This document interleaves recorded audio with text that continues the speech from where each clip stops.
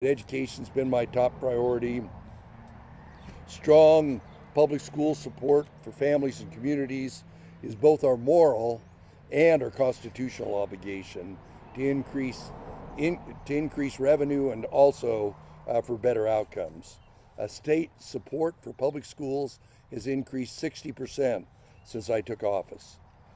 Public schools budget was under 1.7 billion. Now it exceeds 2.6 billion dollars. Public school students are doing well, though we have more to do. We're seeing encouraging progress in overcoming learning loss from the pandemic, and our students now have more opportunities than ever after high school. Idaho is one of the very few states where post-high school go-on rates are going up rather than going down like they are in other states, and a lot of that is a result of our launch proposal. This session, we scored repurposed $50 million for rural public school facilities, an additional $85 million in increased teacher pay, and we had additional literacy investments to make the total for literacy $78 million so these kids can read proficiently by the end of the third grade. That nets out to a 500% increase in literacy funding since I took office. Public education has been and always will be a top priority. When I delivered my State of the State back in January, I told people that we would keep our promises and deliver on those promises. I'm happy that my legislative partners approve almost all of my Keeping Promises plan to keep Idaho on a successful trajectory. Together, we will continue to make Idaho the best run state in the country and promote policies to support public schools and families. With that, I'll take your questions. Yeah, Kyle.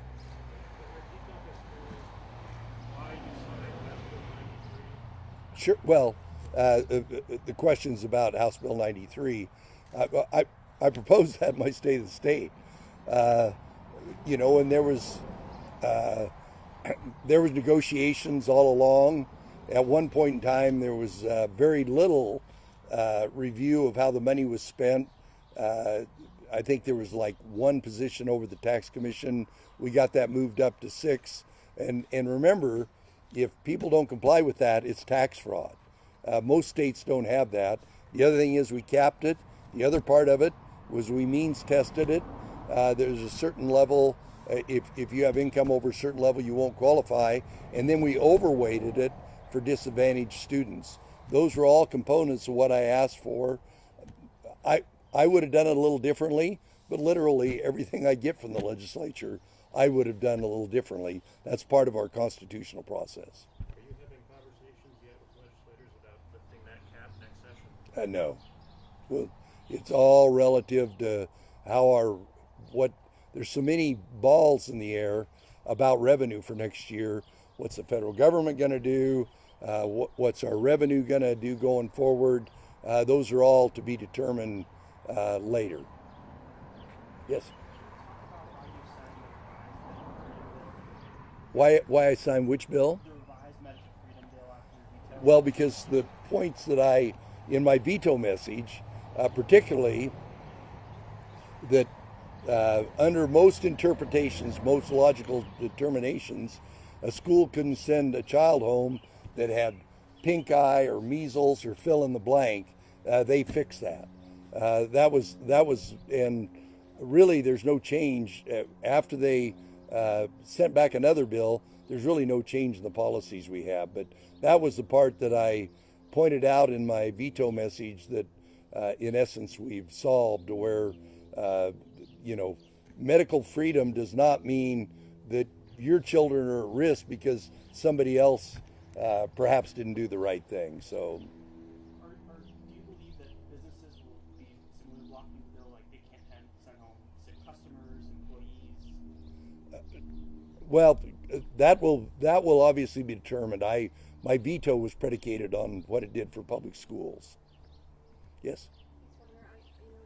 February you spoke with some of us about some of the uncertainty at the federal level in terms of those cuts. I'm curious what you're seeing or reflecting on a few months later in terms of, such a large portion of Idaho's budget is dependent on federal week at Pocatello losing a $16 or $17 million grant.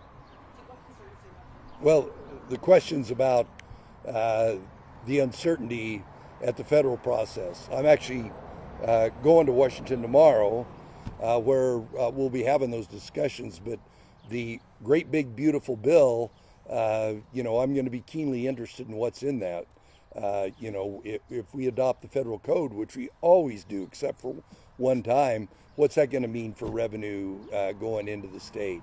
Obviously, a lot of these grants have been paused or stopped, but the money's still there, and so we need to see how the money gets reallocated. There's a lot of that taking place. I haven't seen anything that rises to the magnitude that it's something that we need to be urgently concerned about. There's some other areas, there's some small pieces of it, but it's still going to take a little while to find out what the magnitude is of some of this reorganization. But I can tell you that most people in Idaho agree that the federal government spends too much money, and if we think we're going to be totally immune to it, I understand, obviously, the administration and Congress we need to dial back spending and get this federal deficit under control. We're kind of piggybacking on that. As we're heading into wildfire season, a lot of the folks that do kind of the management beforehand were laid off. Is that work getting done in Idaho? Do you know kind of what the impact of that might be yet? Laura's questions about the federal land agencies, Interior and Agriculture. There's a lot of changes taking place there. Matter of fact, I've got meetings with both this week about what's happening. There was an executive order that kind of ties with what we did here in the state. My firefighter, my fire task force, to make the coordination between the BLM and the Forest Service more efficient, and the coordination with the State Department of Land and rural fire districts, etc. I don't know of any place in the state where they're saying it's going to be a big crisis. One of the things the agencies do, not very efficiently, is prescribe burns. It's slow, it's inefficient. I have great confidence in the new Secretary of Interior and Secretary of Agriculture that they're going to work together to where we can get that done more efficiently. A lot of the problem is permitting. They make a big deal about a 100-acre prescribed burn. There's areas of the state we need to be doing thousands and thousands of acres. But more importantly, we need to be doing the management that we need. And Idaho leads the nation in what we're doing in Good Neighbor Authority, where the federal government cedes to the state land department, the authority to do forest health projects, particularly around rural communities that are at risk of a big fire. So, kind of to be determined. Wow. This is the committee that the legislature is putting together. Do you have any idea what they're going to be looking at, and what is your office doing to maybe preempt what they might try to do next? Well, the question's about Idaho Doge. My first reaction is, as a Republican, we've been in charge for 30 years. If we're inefficient, it's our fault. You can always get to be more efficient. And that is a constant process. That isn't something that just happens, on a one-time basis. But every single year you should look at what you're doing to be more efficient. And I'm all in for that. But a lot of the programs we're talking about, the federal level and other level, are programs that didn't even, that aren't even germane to Idaho. So we need to continue to be more efficient. We just talked about the fire, this controversy about who's in charge of the fire, the Forest Service, the BLM, or the state, or a local fire department. We need to smooth that out. But we can always be more efficient. And it isn't something we should do at a one-time basis, something we should build into the system that every year we get to be more efficient. Some programs have been around for a long time we ought to do away with. A lot of programs we just need to modernize and make them more efficient. Governor, one of the bills you signed, the income tax cut reduced revenues by over $400 million. You said at one point during session if you thought we could afford $400 million, that's what you would put in the budget. You still signed that bill, though, so how do you feel about the state's finances moving forward with that revenue reduced and the federal uncertainty? Well, Logan, your point about the magnitude of the tax cut goes back to these other questions. I intentionally built my budget with a $200 million surplus every year in the out years. I remember the speaker saying, oh yeah, we can afford it, and he's exactly right. We can afford the $400 million. But the issue is, where are you in year 2, year 3, year 4, about where we are? We've got about 22% of our state revenue in a rainy day fund. And I don't want to touch that rainy day fund, because from my standpoint, it's not raining. We've got full employment. We're one of the fastest growing states. That is an instance where we need to be investing, becoming more efficient. And so my concern is about year 2, 3, and 4. And that's why we do, and no governor done it before us, we do 5-year budgets. If they pass a piece of legislation that goes to effect this year, next year, and the next year, I want to factor that into it. Am I going to have $200 million at the end of the year every year, knowing full well the economy is going to slow down, and then we'll be able to continue to invest, continue to do the right thing, particularly in the school area. And so that's why I didn't propose, but right now we're still about the fastest growing state, and if we can continue, we're going to be fine. But I just don't think most Idahoans think we ought to bet on being the fastest growing state forever. Yes. One question might come up about, I think this year there was just the one visa. In previous recent years, there's been a couple more than that. And of course, there's a political calculation in what bills you decide to sign, but I'm curious how you thought about this year. Why there was a drop in more visas, particularly if there are bills that you see that you feel maybe helpful to the state. Well,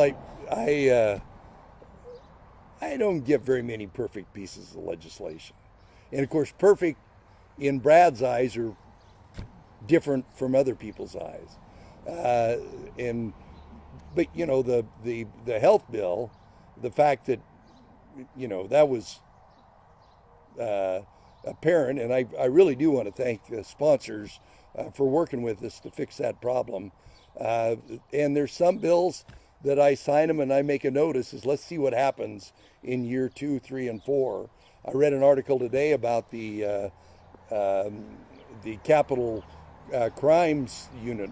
I remember reading that bill and I go, the fiscal note on this, and of course they didn't adopt the joint rules, so the fiscal note part of the process, but I am always looking in the fiscal note. And that goes back to the other question, is the reason I read the fiscal note is I want to know what the impacts are in year 2, 3, and 4, so that a piece of legislation that looks good today, all of a sudden you look at it in 2 or 3 years and says that's cost us a lot more money than we anticipated.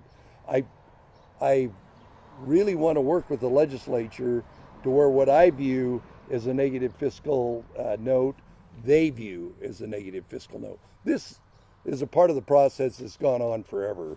Obviously, the governors think their initiatives have less impact, and the legislature think their initiative have less impact. We really are all part of Team Idaho. We need to work together so we know what those are. And then we need to keep updating our model. What's going to be the impact of legislation that's going to cost us in the out years? The rental consent bill update stalled this year. Was your office involved in negotiating that fix? And do you know why nothing moved forward this year? And kind of where we are now, because the same problems that they're trying to fix are still there. Well, sometimes, particularly if it's major legislation, it shouldn't be a surprise to anybody here that sometimes it takes 2 or 3 years to do it right. Some of it's, and one of the issues this year was the legislature kind of the way they do the appropriations process, kind of the magnitude of legislation. There were things that maybe didn't get done that would have a better chance in a year where, and they're still getting their arms around their new appropriations process. What's a maintenance? What's a new program? And then legislative council just got behind, and they were a little slower than they usually are. I'm confident it'll be back next year. Yeah. We talked about a lot of different bills and issues today, but to you, what was the defining piece of legislation this session? Well, obviously, one of the things in talking about out years is what I call the flywheel effect of launch. That, these kids that are going to walk out of high school and go through a 12-month, 24-month program and make $4, $5, $6, $7, $8 an hour more than they would have otherwise. You layer that into the economy going forward, and it has so much value. This, all the discussions that are taking place right now on tariffs, we're talking about reshoring. You cannot reshore jobs if you don't have a more of a skilled workforce. So I think what we're doing, obviously, we need to continue to work on getting our literacy rate up. But these kids that now are going to have a pathway to a great living for a great career, I think that's the biggest thing. It was, my initiative 2 years ago. It only passed by one vote, but we've got it in the system now. Now we got to make it work. Now we got to work with everything from high schools, career technical institutions, private firms, community colleges. We did this event Friday in Twin Falls, 25% increase enrollment at CSI as a result of the launch programs. Brian. Going back to sign a bill and see what happens. What do you think of the flag law? I supported it. I signed it. I was aware that it didn't have any kind of a penalty in it. I'm quite certain it's going to come back next year. So how do you think it's playing out now? You think it's going to have to be settled in the legislature? Oh yeah. Governor, you've served in the legislature before taking on this role. As we're talking about fiscal notes, about maybe not sure, knowing for sure what the effects of bills are going to be, do you feel like the legislature has the staff and the resources they need to be doing their job? Would they benefit from having, say, a dedicated fiscal analyst or something like that? Well, the Legislative Budget Office has got. I worked there in 1976. In 1976, we didn't have Excel spreadsheets. Can you imagine when they change a number in the health and welfare budget as big as it is, in some agency having to do that all on a 10 key? I was very bad at it, by the way. But the Legislative Budget Office, and as I stated just a minute ago, we want to work with them.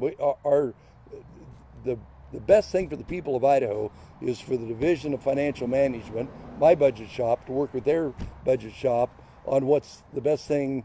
And I don't know of a legislator that calls up one of my agencies and wants some information or wants to do something that we don't help them. So.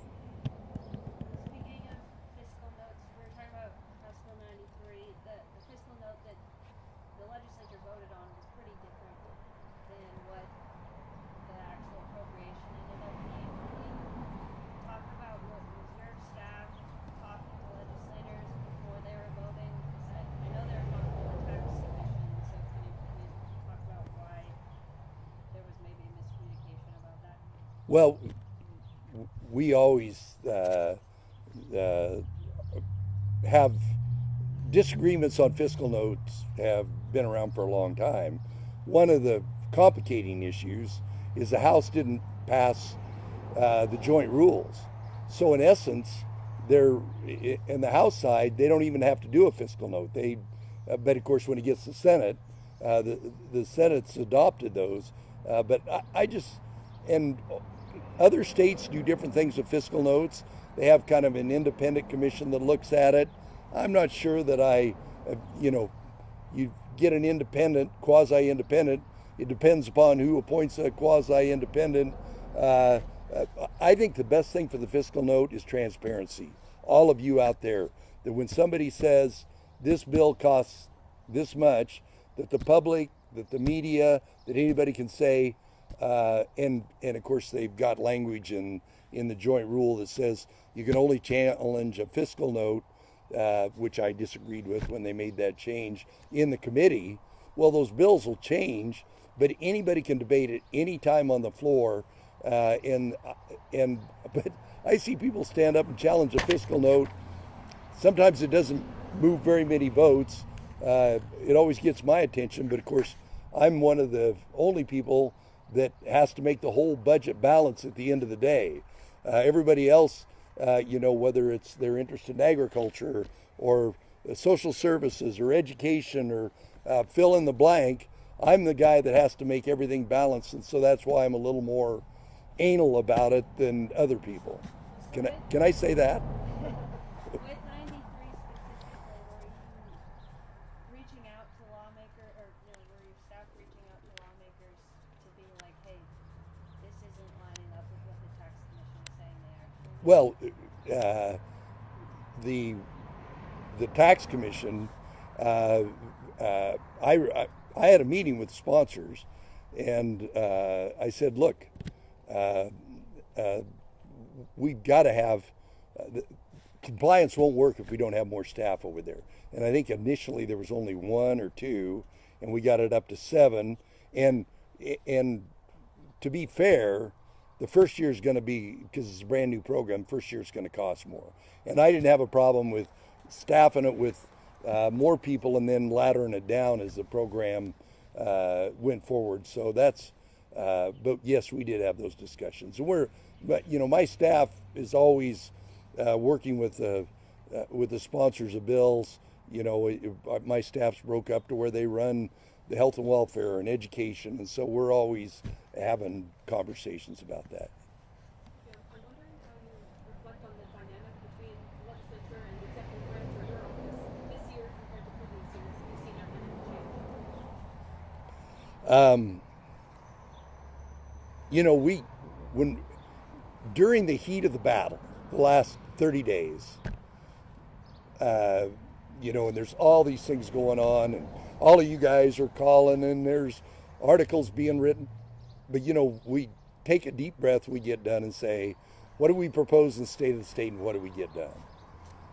And then, subsequent to that, I travel and see particularly my western governors and see how we did relative to those other governors.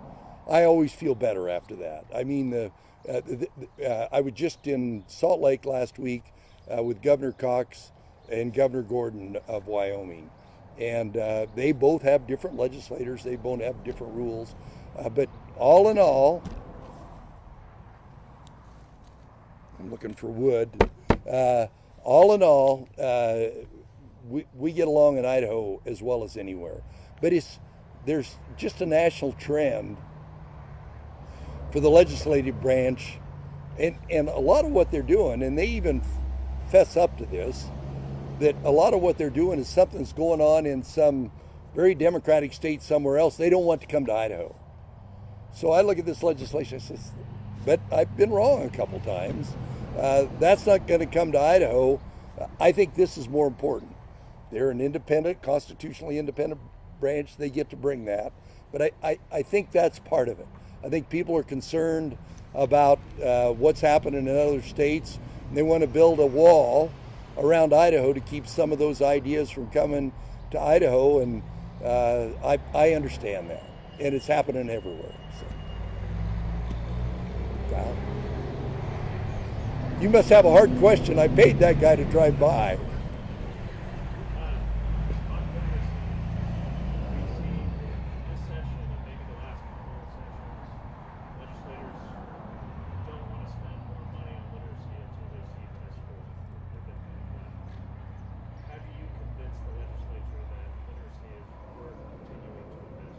Well, like I said, we've increased literacy funding by 500%. Give me a little truth serum, and I'll tell you that most of it went to pay for kindergarten, which is great. We know that kindergarten, paying for all-day kindergarten, and helping these districts is incredibly important. But this year, the one line item that went into literacy is basically how do we take the best practices in the districts where there's big advancement in literacy and move it to the other districts. At the National Governors, Teresa and I were at the National Governors, and they had two speakers talking about how do you move literacy rates, and what we did in Idaho is exactly what they recommended. Find out the places, the communities where they're making the most advancement in literacy, and take that and apply it on all their surrounding areas. And that's what that piece of legislation did. Kind of the science of literacy, how you teach literacy. So I'm excited about that, but I want to get those test scores up and I work with the superintendent and the state board about, that's my priority is above everything, because the great equalizer in our society is those kids reading proficiently at the end of the third grade. If we're going to spend half our money on public education, kids ought to be able to read. Yeah. You mentioned you're going to DC and you have some thoughts on the big beautiful bill. Can you talk about bring it into the conversation? Well, my thoughts are, what is it? What's going to impact Idaho? So I don't want to be in a position to where the big beautiful bill passes and myself and all my fellow governors are going to be back there whining and crying. I've said this many times.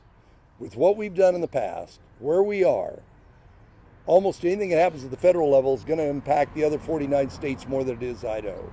And I feel that about the big beautiful bill, that because we've got 20-some% in a rainy day fund, because we've invested in our facilities, in our schools, in our roads, that anything that happens on the global economy, anything that happens coming from the administration, we're going to be in better shape. But I just think it's my job and my obligation to find out from the people that are writing the bills, whether it's funding that's going away or a change in the tax code, how that affects Idaho. Just my job as the CEO of the state. How does Medicaid factor into this? Big time. And I talked here a little bit about what we're going to do in Medicaid. We've got waivers that have been there since 2017. HHS, there's a lot of those things there. I just a couple days ago got a report on how Idaho administers SNAP. We're one of the most efficient states, and that's one of the things I'm worried about, is they categorically tell all the states, we're going to cut your program by such and such. And I says, we're doing a good job. We've got the highest compliance rate, the least amount of fraud. Why would you penalize us because some other states, whether it's Medicaid, whether it's unemployment, whether it's LIHEAP, whether it's SNAP, because our SNAP compliance is one of the best there is, and that's not state money, that's all federal money. We're just doing a good job of protecting the federal taxpayer from fraud in the SNAP program.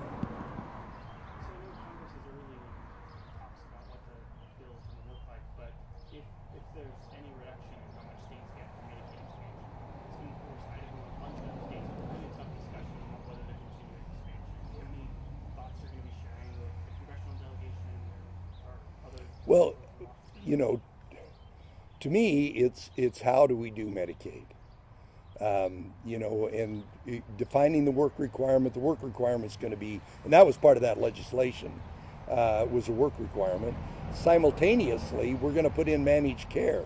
I spend a lot of my time working with health and welfare, working with all the people that are impacted on what's going to, that's going to be a $4 or $5 billion project, because it's a federal share and it's a state share. I want us to be the most efficient. I want people in Idaho that are on traditional Medicaid to migrate up to the exchange or private insurance. I want people in the expansion population to go off onto the exchange and private insurance. And that's all requires a dynamic, thriving economy with good educational attainment opportunities, so that literally the rising tide floats all ships. Medicaid is a direct result of that. But I don't think it's fair, and I'll make the case, that the states that have been efficient with the federal taxpayers' dollars get treated the same as the states that are not. And if I'm going to make a case back there, that's what the case is going to be. Brian? I don't know if you're familiar with what's going on with West State School District, but teachers are resigning based on policies the district implemented, based on laws the legislature you signed over the last few years. How do you feel about that? About kind of the top down and not so much local control? Well, I'm a big, of course, every politician says I'm a big local control proponent, except and they get almost all their money from the state. But one of the things I look at all my state agencies and even at public schools, what's the turnover rate? And if you look at the turnover rate, and that's why we need to continue to invest in our teachers, in their health care, and their retirement. But look at the net. What's the turnover rate? Are there young teachers coming in? Are there retired teachers going out? I think they ought to have, myself personally, if I was on the school board, I'd want teachers to teach to the benefit of the students. But I know that there's controversy in a few school districts about it. But on the other hand, there's a lot of school districts that get along just fine. Is this misinterpretation of the law or the policy, in your opinion? It could be. Brian? Is your office working on anything related to special ed funding that you can have? Yes. Well, again, last time or time before last, I was in the White House. The president called me out. And, Brad, don't you think you could do without the Department of Education? Yes, sir. But that's a big part of it, because so much of our how are we going to get those funds? Are we going to get them with the same rules? Are we going to change the rules? And that's the issue on special education. There's so much action at the federal level on special education. I believe the state board and Debbie ought to be involved in what do we do at the state level about who qualifies for special education? How's it funded? Can special education students go across district lines to where if you've got two small districts right next to each other and they both got special education students that need exactly the same thing, you don't have to have a program in District A and District B where they could, and it might even be a closer bus ride to the other district. Those are all, there's a lot of dynamics in special education. We ought to help those kids. My age, I was just at the point where we were mainstreaming a lot of those kids that weren't even in the school system. It's a great thing for our country. It's a great thing for our state that we protect those kids. But there's some efficiencies that we can get out of special education. We ought to look at the efficiencies, and then we ought to see how it affects every school district. So that's a dynamic part of it that I'm concerned about it, but I really want to know what the federal government's going to do on their part of special education. Because not only do they send most of the money, they send almost all the rules. Okay, Logan? What was the biggest priority from your state of the state that didn't get done and needs to be at the top of the agenda for next year? Probably my launch capacity. We got half of it. We didn't get the other half of it. For launch to work, we need more capacity. So that 15 million, I got the 10, but I really wanted the 15. Right? I apologize if I asked this, but why are we here at this house? Because I wanted you to hear the cars and the airplanes going over.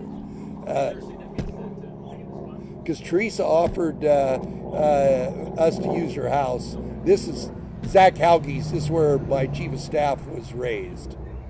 So we wanted to go to Canyon County, and we thought, what better, quieter place? I actually tried to get those cars to come by every time you asked a question, Brian, so I didn't have to answer your question. So All right. Thank you.